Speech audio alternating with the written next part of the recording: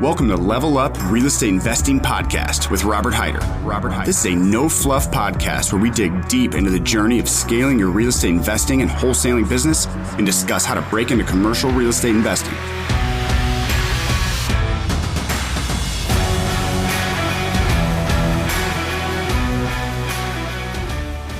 Robert Heyder here with Level Up Real Estate Investing Podcast. For those who don't know me, I'll go through my journey a little bit here. I grew up in St. Louis, Missouri, lower middle class family. First member of my family to traditionally go to college. Out of college, I got into commercial real estate finance. It worked out really well. I was one of the youngest vice presidents of commercial real estate lending in St. Louis at the age of 25. During my time, I underwrote over $1 billion in commercial real estate deals. And then transitioned into full-time entrepreneurial real estate investing in 2013. When I got into real estate investing personally, I focused more on real estate rehabs, did some rentals and wholesales as I was trying to learn the wholesaling game. I quickly realized that the wholesaling side of the business was more scalable, focused on that heavy, and over the 6 years had exponential growth. In 2019, we will have purchased over 200 houses for wholesale, as well as running a real estate brokerage that'll do 60 million plus in transactions.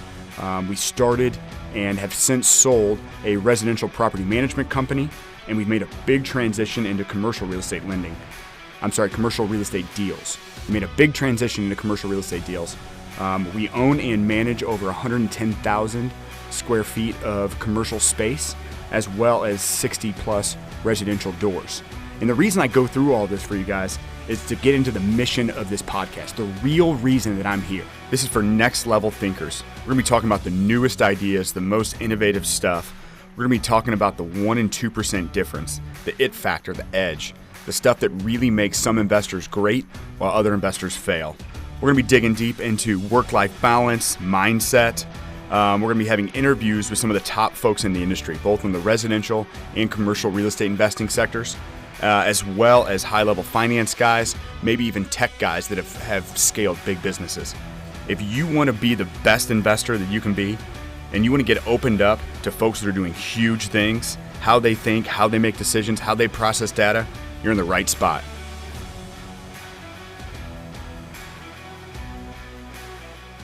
Ali, you good? It's rolling. Everything is good. All right.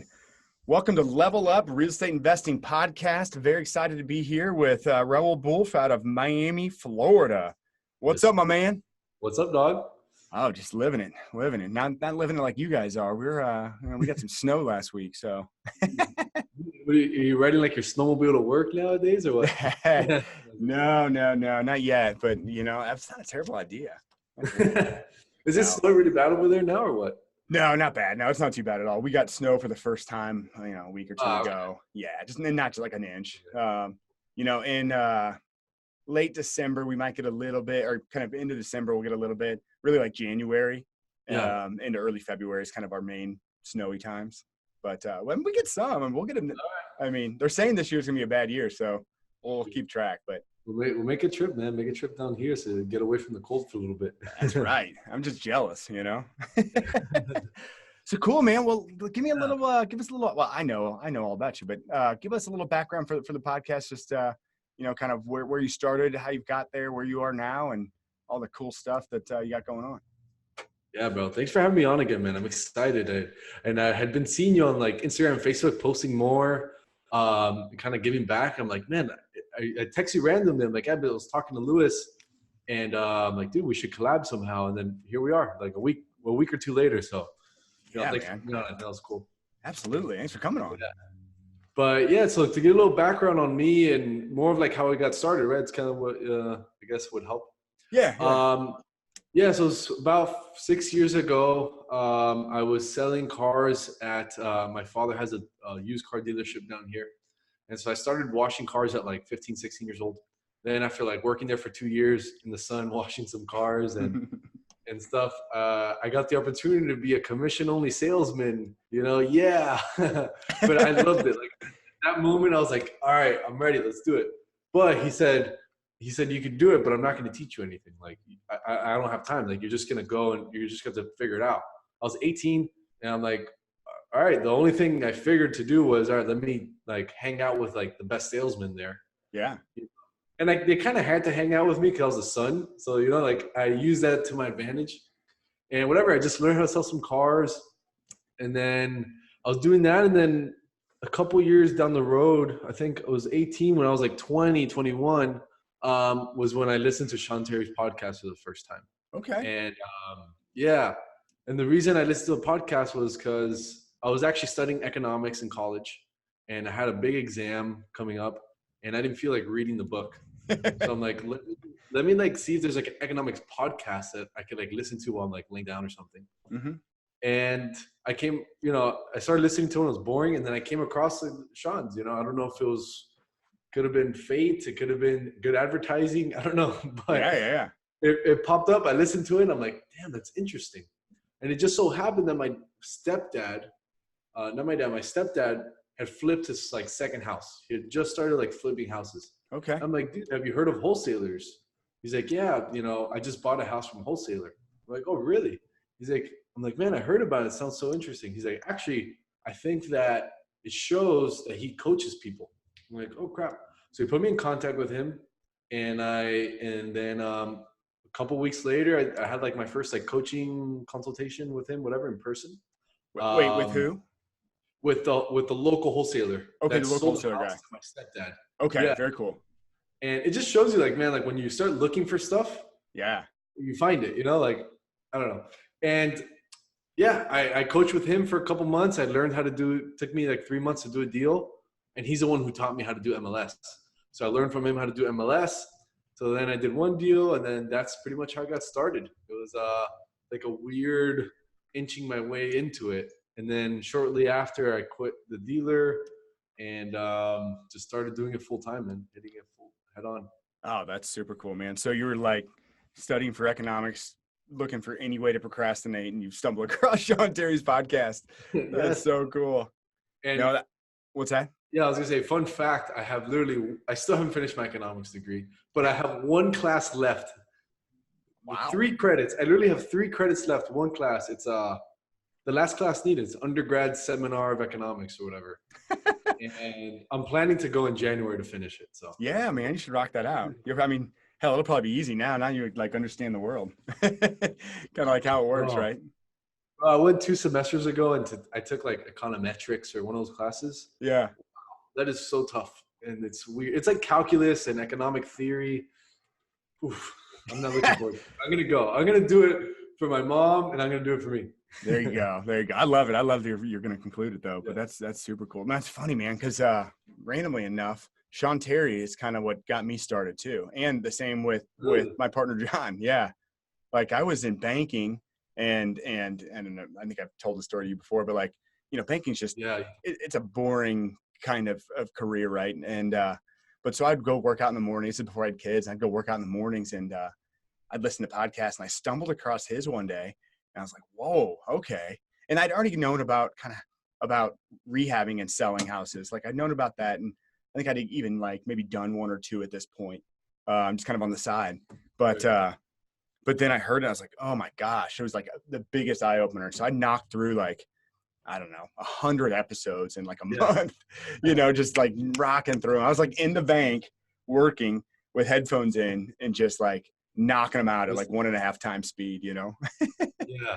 It was, it was solid though. And find out about the speed thing until like 2 years ago. So for like 3 years, I've been listening to books and podcasts at 1 speed. I'm like, what does this button do? I'm like, oh my God, and bro, it was so great. I wish I would have found out.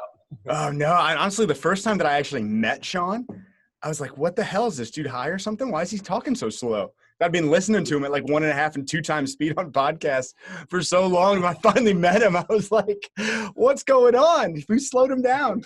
Oh yeah. But no, and honestly, just now, I don't know if you've seen this, but on YouTube now you can speed up the episodes.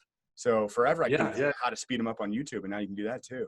That's really YouTube, cool. I do it as well. Now it's like I live my life listening to speed up things. Yeah.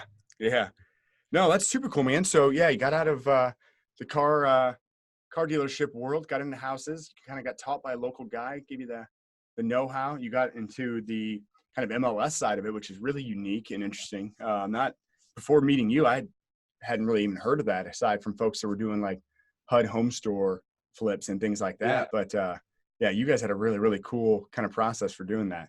But why don't you go over a little bit of that? How did that work? Yeah. So I was just telling you now before the call, we're not doing it as much anymore. And I can go into a little bit. I don't want to bore you guys, but so basically how the MLS works and how I see it is the MLS is just another marketing source, right? We send mail, people send RVMs, people do text blasts, people do cold calling. Well, the MLS just see it as another place that you can find sellers, make offers, and get deals accepted or not accepted. And to be successful, you just got to track it the way that you track any other campaign. So that's the overall like kind of overview of how we see the MLS. And now if you wanted to go like in depth, basically the name of the game is just offers, submitting offers as quickly as possible and submitting a lot of offers and getting back obviously to the agents, and just getting deals. So for instance, our numbers are about 50 to 60 to 1. So let's say 60 offers gets you 1 signed contract. Yeah. So now it just becomes how quickly can you make 60 offers? And how many contracts does it take you to sell the contract? And that's pretty much the name of the game. Nice. Well, that's a really interesting way, right? So folks that are just looking for another avenue to kind of, open up some deal flow, that could be a pretty good little resource where, you can kind of have an employee just kind of over there doing it. It's probably not, I assume while you're kind of getting out of it a little bit, you kind of must see something from scalability of it. But, I'm sure that there's still some deals that kind of limp in from that source and you'll continue to use. Yeah. And I'll quickly tell you like why we're not in it as heavy anymore. It was just taking a lot of effort and time to get to that deal. We're averaging about 10K profit per MLS deal, which is great because you don't really have any marketing costs. Yeah. What's happening is we're at about 270 offers per closed deal. Oh, okay. You know what I'm saying? So you can get deals under contract and you can even sell them. But really when we started to look at it was taking us 270 offers to get 1 closed deal. And 1 agent couldn't do that in a month, or about 270 in the month, let's say. But really each agent was doing 1 deal per month and it just wasn't enough meat on the bone for an agent to make enough money to do it. So back then when we first started, we were like at, like I said, maybe 60 offers to get 1 closed deal. And then it's almost tripled. And it's just, it could be market condition, competition, listing ratio, listings and agents, amount of buyers on whatever. I don't like to blame the market, but just pure statistics is, it's tripled and it's not worth it at this moment. I'm sure in January or, maybe first quarter next year when some kind of foreclosures come back, short sales come back, I think we'll have another opportunity. So it's not like I'm leaving it forever. I'm just leaving it for right now. And then when I see the opportunity, I'm jumping back in. Yeah. That's a great way to look at it. Wait till you start getting back to, I assume, the 100 and something and less offers to make it make sense. Yeah. I think if we get to 100, it makes sense. Well, and it sounds like your margin drastically increased as you kind of went into some direct marketing avenues more so than the MLS avenues, right? Yeah. Hell yeah. Well, that's really... Yeah, the off-market stuff's so cool. I say off-market, I remember first going to the first mastermind or these events. I'm like, man, what you guys do is so cool, Like, they're like, what do you mean? What do you do? I'm like, I do stuff on MLS. Like, what? What you do is cool. I'm like, huh? So it was a cool dynamic. And when I started learning about it from Sean, I started doing off-market always. Like I had always my mailers going out, this and that. Yeah. And I'd probably always do maybe like 15 to 20 deals a year off-market, kind of just like doing it myself, little things. But now I just want to focus, and build the system out just for that. Yeah. So what marketing channels can you talk about that you're doing off market these days? So the one that we're focusing a ton on now is in-house cold callers. So yeah, in-house commission-based cold callers. So we have like super low cost per lead and low cost per deal, but it's a very like high management system. Yeah. It's not, we have that model as well. So we have in-house cold callers. And then we've got some out of market cold callers as well. Okay. Yeah, kind of virtual assistant based cold callers, but that's just it. You have to manage them. It's not like dropping paper mail or, PPC or some kind of web-based or Facebook ads. Like, you actually have to manage these folks, and based on that management will have a huge impact on the quantity of deals that you're getting, quality of leads that you're getting, and then appointments and so on and so forth. So it's really cool. It's one of those things that, like, you see it and you know that it could be valuable, right? Like, everybody knows that cold calling makes money. Like, we don't, there's numbers to prove it, statistics, people, companies. It's been around forever. Mm-hmm. But not a lot of people are willing to put the work in on the management. Yeah. And I question it all the time. Like, man, it's just so freaking hard sometimes. But then you see the reward and how low dollars you're spending per, it's just great if you can get there. Yeah. So that's the main channel I'm on right now. And like I told you, I want to get some virtual callers now and probably starting some text blasting, but I don't have any data to support any of those numbers. Mm-hmm. But calling's badass, man. Yeah. It takes a little time. Well, that's just it, and the good news is it's like we're in an industry, specifically, in the kind of the wholesaling business, where there's relatively low barriers to entry, right? Which is a good thing that got us and other folks like us into the industry. But once you're in it and you're trying to set yourself apart, it makes it really difficult because there's just, so little barriers to entry that anyone can go out and throw out some mail and, try and get a deal done or whatever. But the cold calling aspect, until there's some kind of regulatory change to some degree, right? But the cold calling aspect makes it so that there is some more barrier to entry, right? Just to your point, it's hard. You have to have an actual facility. You have to manage them. Based on how well you manage them will base the output. So there's something to be said about that. Obviously, the VA cold callers are a little bit different ball game. Well, you're probably not going to get.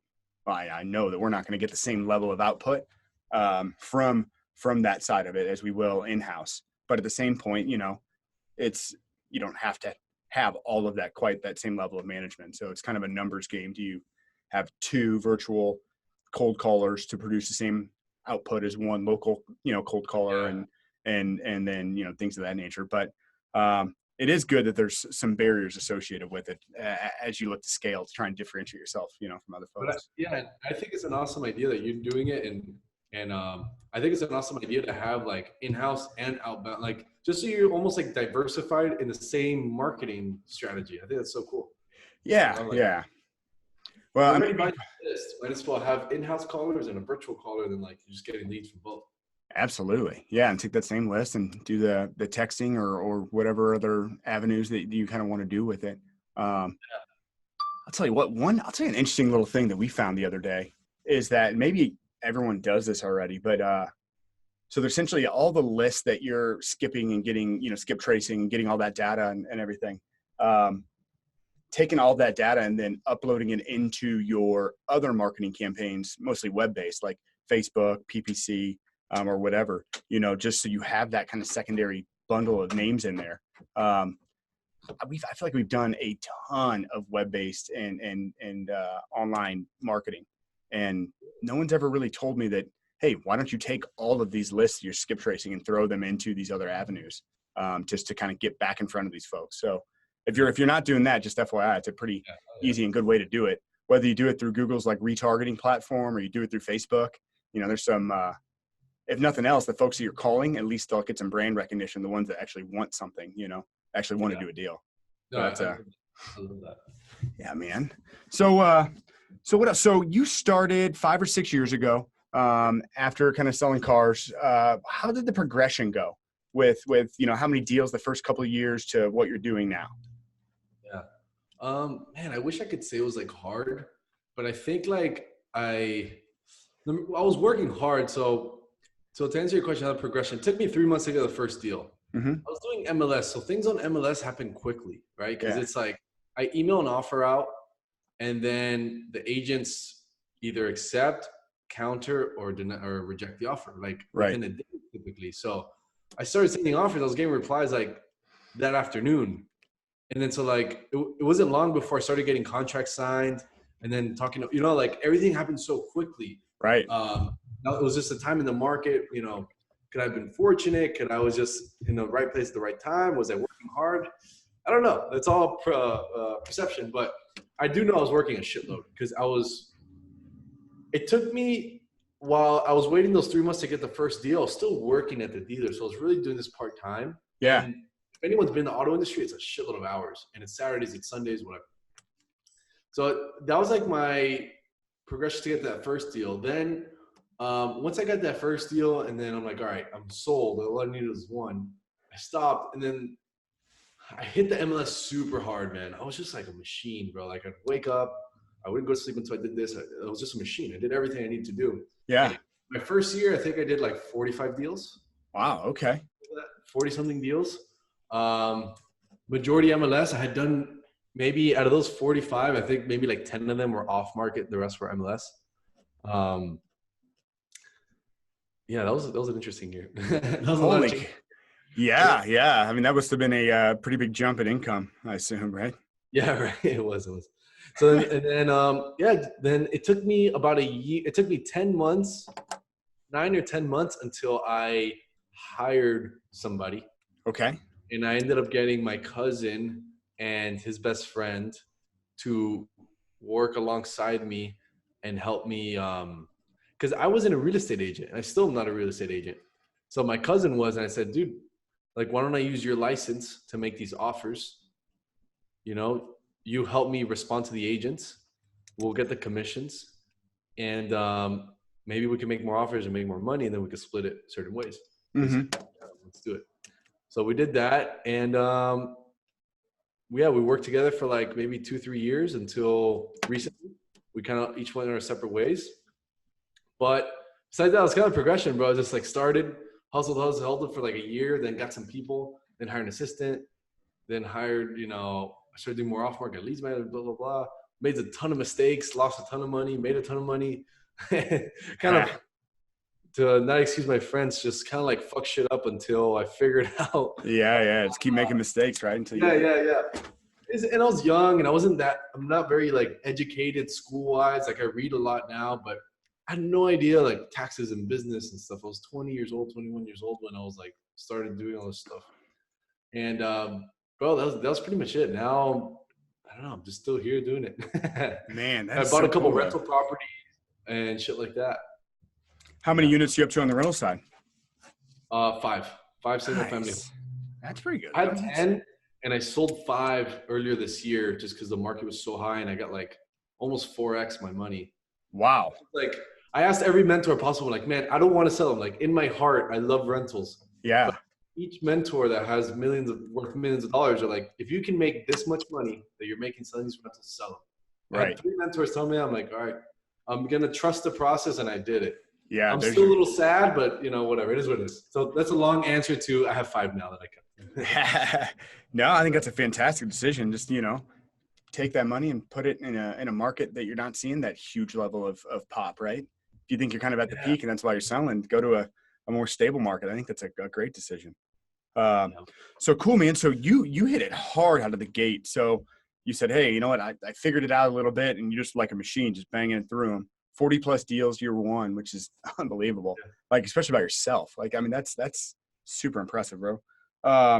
Then what, I guess within about a year or so, you hired your cousin, and then you got an assistant and kind of helped kind of go through that. So how did the process of scaling kind of up to where you are now, how did that look? Yeah, that's a good question. I would say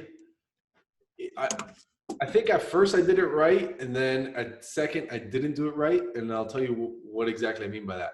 At first, the scaling part, hiring systems, I did it because I needed to do it. You know, like I just physically couldn't stay up enough hours to get the work done. Right. You know? I couldn't reply to enough realtor emails. I couldn't, follow up with the closings on time.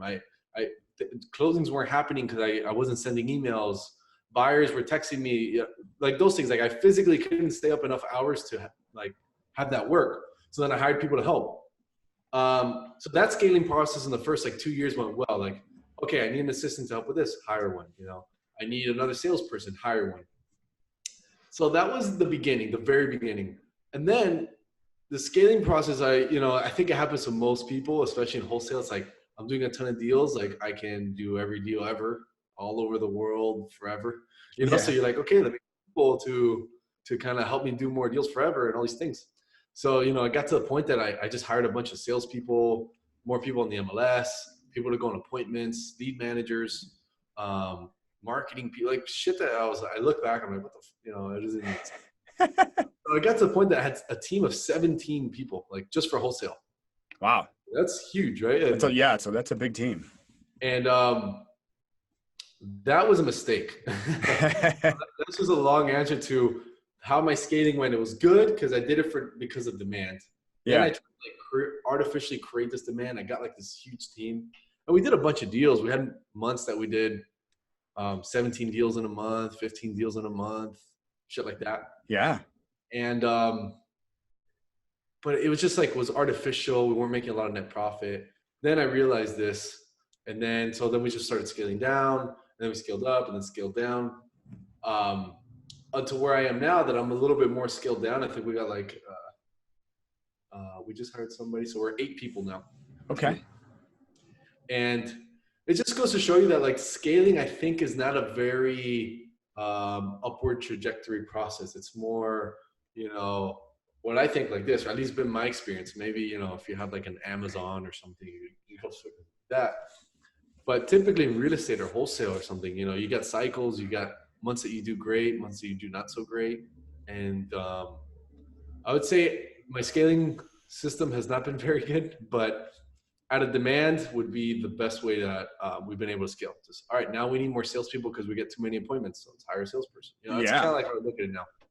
Well, no, honestly, like I think that's really good the way you kind of went through it. I mean, obviously, if you could had a crystal ball and you can go back and use the hindsight that you received and go and apply it, that'd be one thing. But just given that you realize that I guess the issues so early on in your career, like that'll stick with you for a long time, right? So I mean, It's really, really cool to have and say, okay, well, I was just growing. I was just adding people because I thought I needed to add people, and we were making a bunch of money. So let's do this, and let's hand off any tasks I didn't want to do. And next thing you know, you've got 17 folks, and you're like, okay, yeah, we're doing a ton of business. It's cool. Like we can high five and say we did, 150 deals, but the amount of money we're making is probably about the same when it comes down to the bottom line. And now you've got all the brain damage of this huge team, right? Right. And I don't want to, what's that? Yeah, I don't want to discourage people of like not having big teams. I'm just saying like do it out of demand instead of like out of ego or out of pride, or what I'm saying? Like, if you physically have, 50 leads a day coming in, all right, hire another leads manager, hire 2 salespeople, like you physically cannot stay up enough to serve these leads. Mm-hmm. But if you got 10 leads, you don't need 3 or 4 or 7 salespeople, so that's kind of. Absolutely. Well, no, I mean, it's cool though. So you said, okay, well, I scaled up, and they said, all right, well, that doesn't make a bunch of sense. And then you adjusted course and righted the ship, and now you've got it back to a level, and you're like, okay, well, based on the demand that we're doing, now we're on track, and you've got the right butts in the right seats, and you're kind of pushing forward. I think that's really cool to be able to make that correction. And that's a big step. A lot of folks will get tripped up pretty big on that. So now, now you've scaled, I mean, kind of away from the MLS a bit. You still have some deals coming in. You're doing direct marketing. You've got your team of 7 or 8 now, and on track to do 65 to 70 deals this year, right? Yep. And on a positive note, as you've kind of refined all that and dug into it, now your profit spreads over twice what it was, which is huge, right? And selling rentals. So are you out there actively looking to, well, actually, let me back up from that. I was going to talk about rentals, but let's kind of push into the wholesale side. So 65 to 70 deals by year end this year. Where do you see that shaking out for 2020? Good question, man. I don't have a good answer because I like to use data for most of my answers, and I just haven't dug into enough data to like give you like and that's kind of not what we were expecting. No, it's all good, man. If I were to give like an opinion, I would say there's probably just about the same deals to be done. Yeah. I don't think it's going to make a huge change next year. That's what I think, but I don't know. I don't know. I don't know if, I guess were you asking more like deal wise? Do you think we could do more next year or less next year, or like just Yeah. market wise? No. Are you planning on doing more deals next year? I mean, so like a couple ways to look at it, right? Like you either do less and say, hey, we're going to cut some of the team and sit back on our heels. Yeah. You say, hey, you know what? I don't think we're going to really ramp up and do a bunch more deals, but I think we're going to work on margin, right? Like I think we're going to try and take our spread from 20 a deal to 25 or so, 30 a deal, and kind of work that angle. Or say, hey, you know, we're going to go out there and we're going to crush it and bring in a bunch of, you know, third-party cold callers and get up to 100 deals, but try and keep our margin where it is, you know? Yeah, that's a good point. I would say, yeah, I think I want to keep the same team and become like super lean and super profitable. Because I've seen scale and I've seen a huge team, and it's not that I'm scared of it or don't want to do it. I just want to make sure I do it a little bit more methodically now. Yeah. So, I mean, if like the first half of the year we crush it and huge margins and we have a lot more money for marketing and we can, then hell yeah, I'm going fast. Yeah. That's awesome, Yeah. man. Are you actively out there looking for net worth growth? Are you looking to get more rentals and kind of build more of a passive portfolio, anything like that? Not at this moment. Not at this moment. I would say probably after Q2 next year is when I'm gonna actively start again. Okay. Is that because of something you see in the market or just where your time allocation is? Time and like business, I guess like business finance goals. I want to get the business to a place where it has enough reserves and enough like cash flow to sustain it for 6 months without even worrying about it. Mm-hmm. And basically, we should be there by Q2 next year. And then Okay. after that, I can think about like how to get the net worth up. Very good. No, that's great. Cool, man. So as you've kind of built out this business, it's really, really cool because it kind of came, you know, just out of the blue. You know, you weren't actively looking to make a big change. You just happened to stumble across it and got excited about it. So since you've kind of gotten to a level of success that you have, you know, what's been or who's been kind of a big motivator for you, you know, in the last couple of years that's really kind of either kept you on point or kind of corrected the ship and got you closer to where you want to be? Yeah, that's a good one, man. I definitely my dad, my old man is a big kind of influence in that. Cool. He kind of started from nothing, you know, created the car dealership, you know, and does super well. But more like in this industry, I think between the mastermind, the guys in Sean Terry, these guys, my coach Brett, those guys, they really have shaped the way that I think and the way I make decisions on things in this business, and business decisions in general, focus, time, things like that. So I would say That's my great. dad, and then a lot of the coaches from the masterminds, and specifically Brett, the coach I have now. No, that's terrific. Yeah, we do one-on-one coaching with Brett as well, and he's gonna, yeah, he's just a stud. We were just in Cabo together 3 weeks ago, and got to spend some time with him. And man, he's an impressive dude. He's just fantastic, keeping on track too. It's super cool. He's a machine. I don't know how he does it because we're different in that sense. Like I'm a machine in the sense of like I do what I got to do, but he's like a machine. Like every minute of this day is calculated. Mm-hmm. So it's kind of interesting, but those types of things, like being around those people, just talking to them on the phone and being around them in like in Cabo or having a drink with them, it's just like opens your mind to what's possible, what you could do with your time. It's possible. He's a relatively young guy and super, super successful. Yeah, and he just thinks he thinks differently. You know, he thinks a lot more mature than what you would assume. Not to take anything away from him, I think it's a huge compliment, but it's just the way that he processes things and the way that he thinks things through and kind of analyzes them.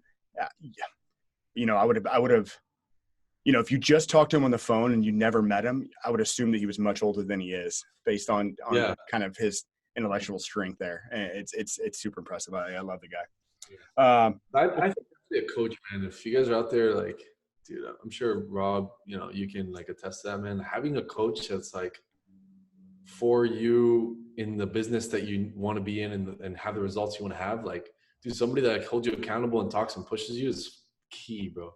My whole journey, I've always had some type of coach and mentor.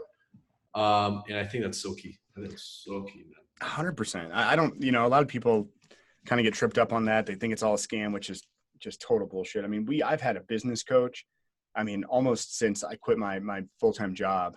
And then, these mastermind events and these mastermind groups that we get involved with, it's just, and then we still, every time we need a specific niche thing or need to grow to another level, we'll kind of just pull in somebody else. And, right now we've been working with Brett for about 6 months, and it's been hugely impactful. Prior to that, worked with Kent and Sean and a handful of different folks. And I can't attest to it enough. Just like you're speaking. It keeps you on course, and more than anything, it just like, it accelerates the learning curve. Yeah. Folks that have already kind of been there, and can keep you out of the gutters, and then also keeping down the middle, going faster and faster. It's impressive. Oh, yeah. No, it's amazing. So definitely, bro. Cool, man. Hey, so here's a tough one for you. So, you realize success at a pretty young age, and you're still pretty damn young. Are you 27 yet? 26. 26. Okay. Birthday's in 2 weeks. All right. There you go. Well, cool, man. So like, let's talk about that. What's it like to realize that, level success and have 17 people working for you, or 8 people working for you now, or whatever it is, and then have this amount of deals going on at such a young age? Like, what did you learn along that path? Oh, man. I think about that pretty often. But I don't think about it in the sense of like, I've reached a level of success. I think like most people always trying to achieve more, and it's a commonality there. Yeah. So yeah, statistically, I guess based on age and income, I guess you could say that I reached, a little bit higher level, but it's nothing much there. I think more the way I see it is like, what have I learned from all this stuff? Because really a lot of it's like stuff and like bullshit and events that happen. Excuse my French. It's all good. I try to keep my cursing to the minimum, but I think, man, I just look back at it and I'm like, fuck, I made so many mistakes, bro. Like, yeah, it's what I really like gets me is like, man, I made so many mistakes, but I still made enough money to live, and I still made enough money to buy rentals, and so like, it just goes to show you that no matter what age, even like if you go through all the crap and you get even some small successes, like it could be more than enough. I don't know if that makes sense. So just like a bunch of shit happened, right? I made mistakes. I sent mail, didn't make money. I hired people when I shouldn't have. I overpaid for this. I, missed out on this. I didn't pay taxes this year. All this stuff happened, and I'm still living, and I'm still like a normal person. And you know what I'm saying? Like, it's just a weird like dynamic.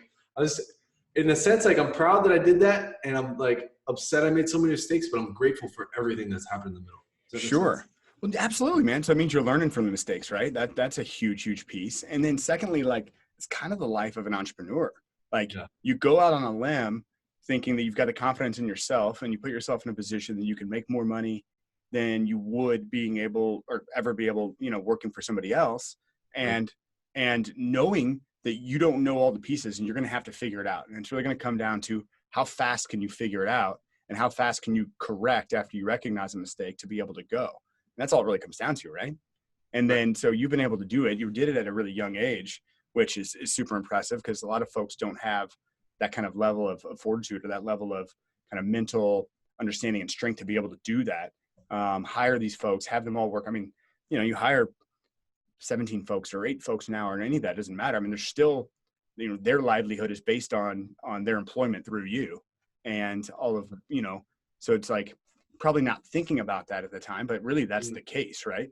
And inherently there's mistakes, and you say, okay, well, the fact of the matter, you were able to correct the mistakes and push forward and still live to fight another day, and remain successful and keep going and learn from them and push. So it's super cool. And I think you're probably on the younger end of the folks in the mastermind that we're involved in.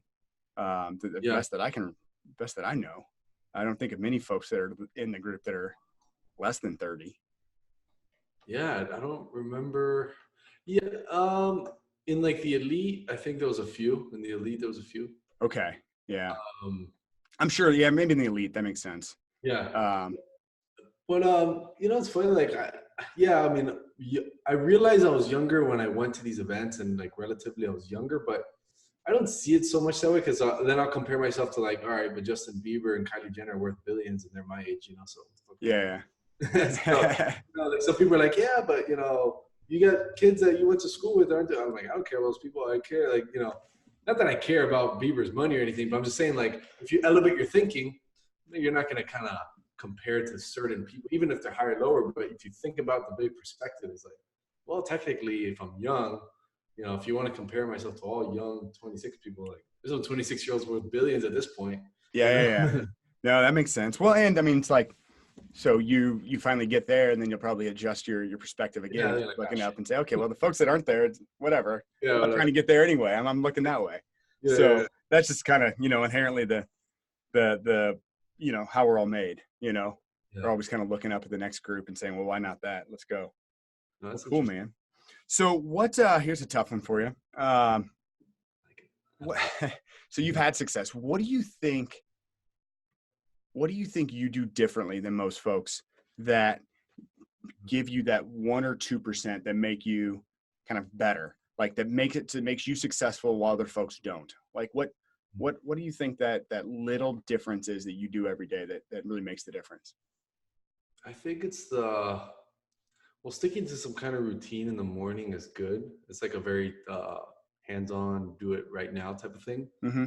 The intangible, I would say, is like the 10%, I would say, figuring things out, like putting pieces together to figure out a deal, figure out a relationship, figure out who can I get around that could tell me this, like I call it like a figured out muscle, like just, I don't know how to do rehab. So why don't I ask someone that does, like just figuring things out to get to the result that you want.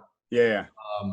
I would say that's probably what I do 10% better than most people, I think. It's just kind of like, no matter what the circumstances are, like I'll always try to find the right people, or I'll always try to find the right situations to get me to my destination. Oh, that's good. So just to get in there, and you don't let adversity hold you down. You just figure it out, make it happen. Yeah. Just figure it out, man. Get the right coach, be around the right people, whatever, something.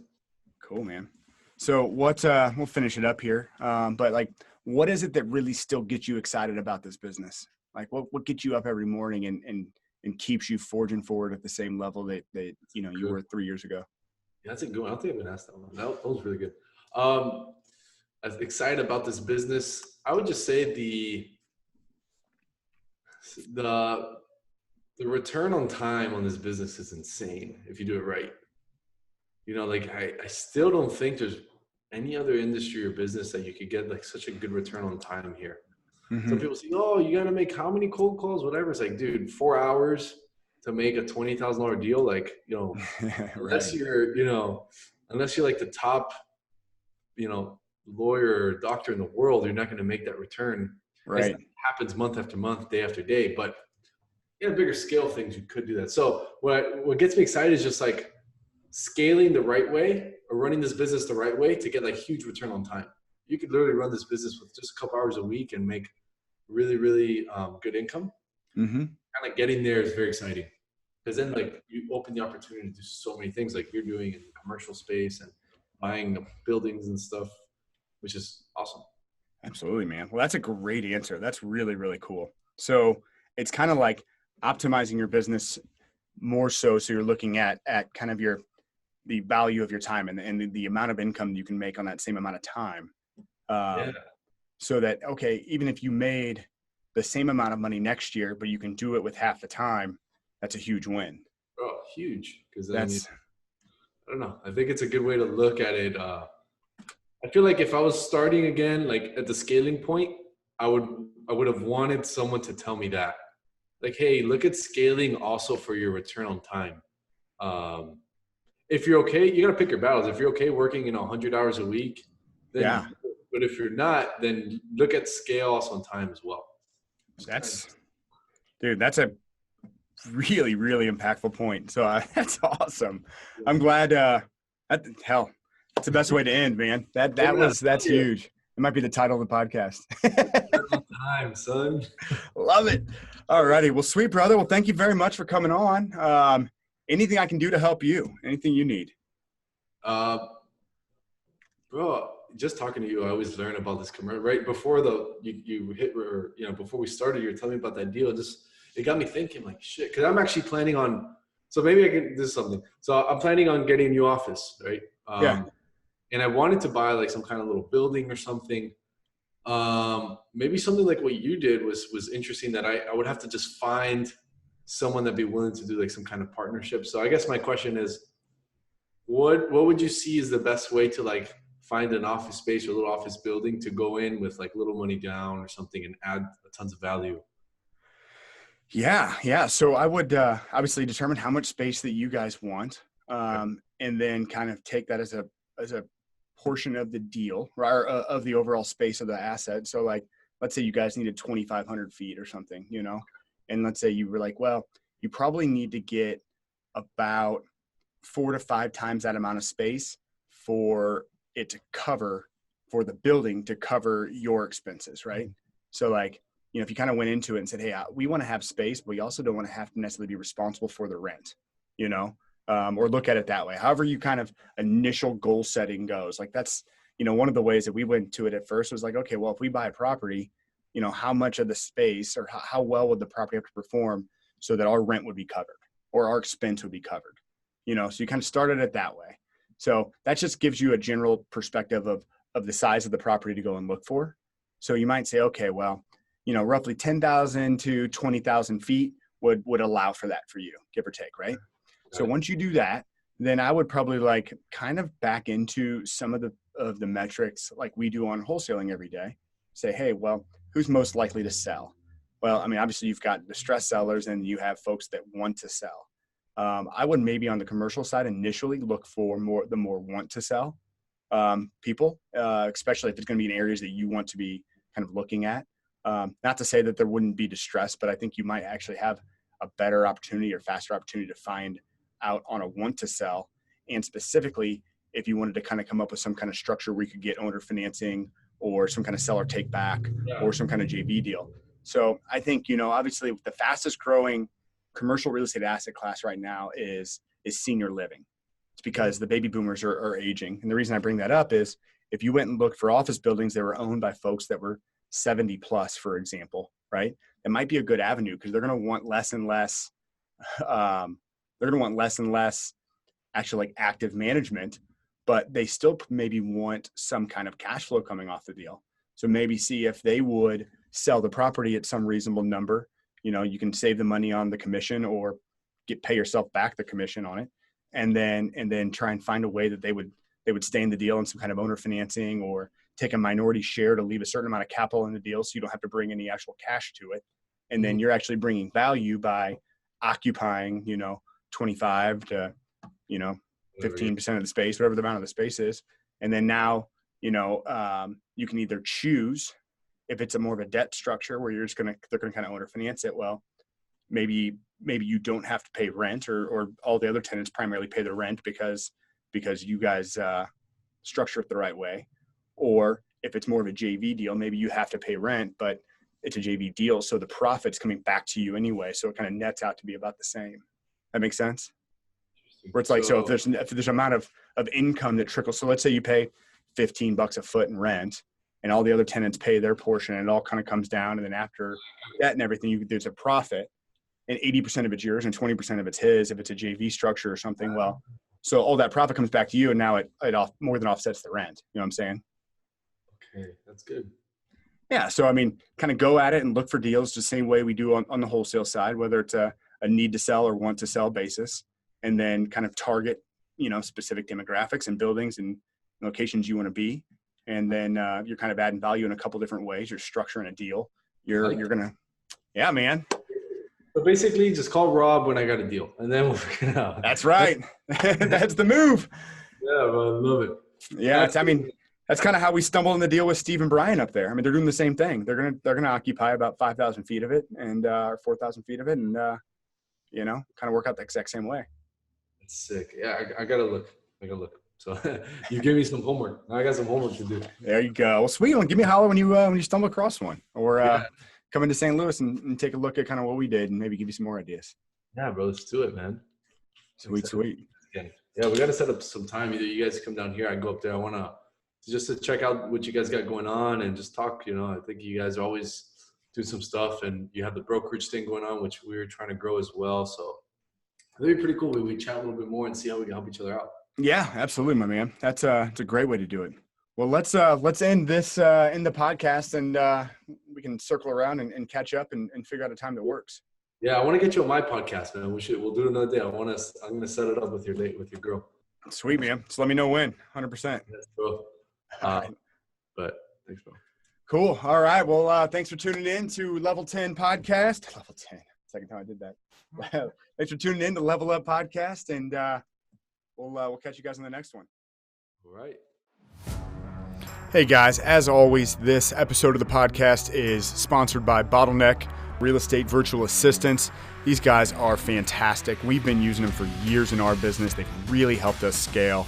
They can handle really any task related to real estate, whether it be for the investing side, real estate agents, lenders, but specifically we use them for our contract to close process, our transaction coordination, also for phone and email correspondence.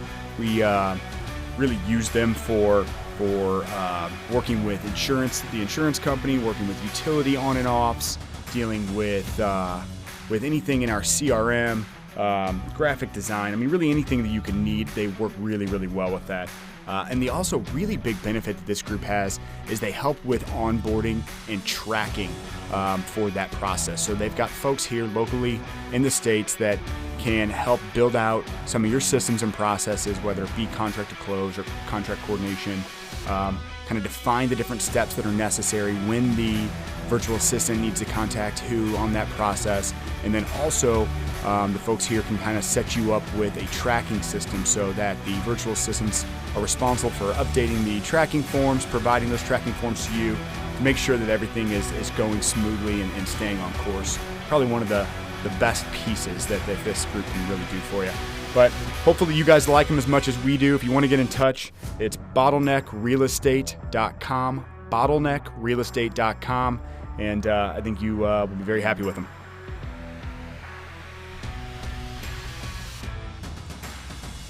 All right, guys, I hope you like that. If you got some good quality content out of that, if you think it would help anybody, please go to iTunes or SoundCloud or whoever you're listening to this on and subscribe to the podcast. Also, please give us a 5-star rating. It really helps get us out there. If you do subscribe and give us a 5-star rating, take a screenshot of it, email it over to info@robertheyder.com, Robert, HEYDER.com, and register for you guys to win a free one-on-one coaching session with myself or one of our guests. They were nice enough to give up some of their time, so thank you for that.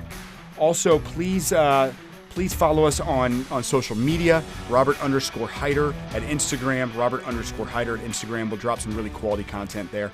Also, I almost forgot, if you guys want a free commercial real estate guide and commercial real estate analysis tool, just go to the website, robertheyder.com, fill out that brief little form, and we'll email that over to you. It's a really, really good tool just to be able to analyze deals quickly, understand kind of what's going on, see if it's actually a deal. All right, guys, thanks. Until next one.